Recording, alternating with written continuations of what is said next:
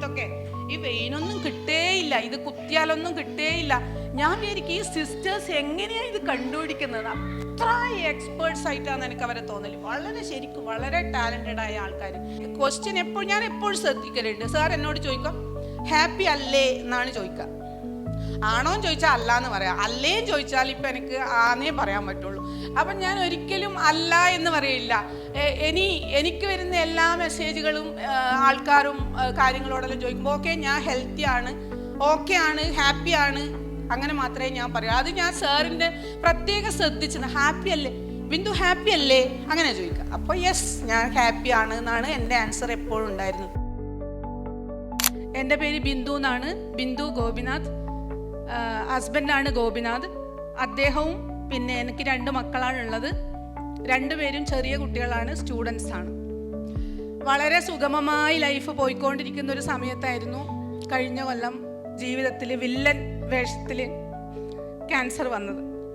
ഹസ്ബൻഡിനോട് ആദ്യം പറഞ്ഞു ഇങ്ങനൊരു എന്തോ ഒരു പോലെ തോന്നുന്നുണ്ട് എന്ന് പറഞ്ഞപ്പോൾ ഹസ്ബൻഡ് പറഞ്ഞു അത് ചിലപ്പം ഈ നമ്മൾ ഓവുലേഷൻ ടൈമിലൊക്കെ ചെറിയൊരു തടി പോലെ ഉണ്ടാവാറുള്ളതല്ലേ, അതാവാൻ വഴിയില്ല. ആരും ഒരിക്കലും ക്യാൻസർ ആയിരിക്കും എന്ന് പ്രതീക്ഷിച്ചോ ഇല്ലല്ലോ. അതുകൊണ്ട് തന്നെ നമ്മൾ അതിന് അത്ര വില കൊടുത്തില്ല. ഞങ്ങൾ ഇവിടെ വരുന്നു. ആദ്യമായി വന്നപ്പോൾ കണ്ട ഡോക്ടർ സലീം സാറാണ്. എന്നിട്ട് പറഞ്ഞു ഡോക്ടർ ഇങ്ങനെ ഒരു കോൺഫറൻസിലാണ്, സാറ് വരും എന്ന് പറഞ്ഞു. സലീം സാർ ഓടി വന്നു. ഞാൻ ആദ്യമായിട്ട് കാണുന്ന ഒരു മനുഷ്യനാണ്. വളരെ സ്നേഹത്തോടെ അപ്പം തന്നെ എനിക്ക് ഭയങ്കര നമുക്കൊരു ഫീൽ കിട്ടൂലേ, ഒരു എന്തോ ഒരു ഫീൽ. സാറ് വന്നു, ബയോപ്സി സാമ്പിൾ എടുത്തു, പോയി. പിന്നെ എല്ലാം പോസിറ്റീവാണ്, കൂടുതൽ കാര്യങ്ങളിലേക്ക് പോകുന്നു. പിന്നെ ഞാൻ എടുത്തു പറയുന്ന ഒരു കാര്യം, ഇവിടുത്തെ നേഴ്സിംഗ് സ്റ്റാഫ് സമ്മതിക്കണം, സൂപ്പർ ഡോക്ടേഴ്സിന്. ഇപ്പോൾ ഈ കീമോ വാർഡിൽ ഞാൻ ഒരുപാട് ആൾക്കാരുള്ള, ഇതൊക്കെ ജീവിതത്തിലെ പിന്നെ ആദ്യത്തെ എക്സ്പീരിയൻസ് അല്ലേ. പിന്നെ ഒരുപാട് ആൾക്കാർ ഇങ്ങനെ വരും. അവിടെ ഒരു നേഴ്സിംഗ് കൗണ്ടർ ഉണ്ടല്ലോ, ഡോക്ടേഴ്സും അവരൊക്കെ ഇരുന്ന് കുറേ ഡിസ്കഷനിലാക്കി എത്ര പെട്ടെന്ന് അറിയാം അവരിങ്ങനെ ഓരോ ആൾക്കാരെ ഇങ്ങനെ വിടുന്നത്.